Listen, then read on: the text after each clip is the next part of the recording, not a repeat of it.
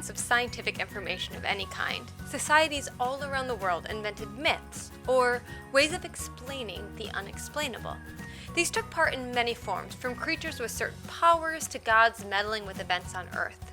These stories were passed down from generation to generation through storytelling, as well as through visual art. Artists would be fascinated by the stories and interpret the myth in their paintings and sculptures. Their audience would be familiar with the myth and would know from the details in the scenes what the story was or the myth was that was being referenced.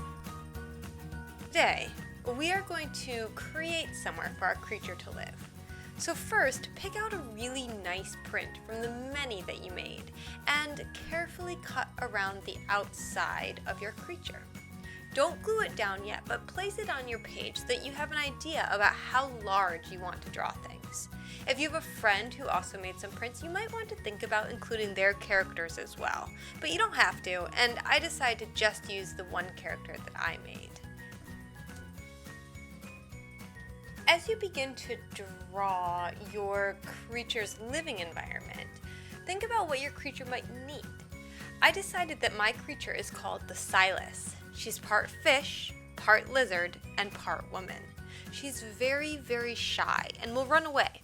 But if you come upon her unawares and can look into her eyes, she freezes and can't move until you ask her, and she answers 3 questions. She can't lie.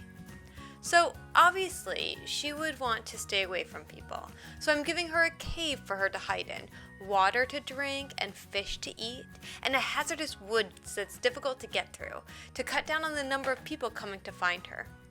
The background will help to show people what kind of creature your creature is. Next lesson, we're going to begin painting this piece, so keep that in mind as you draw. You probably want to start with larger shapes and be aware that it might be best not to add a lot of details because they can be more difficult to paint.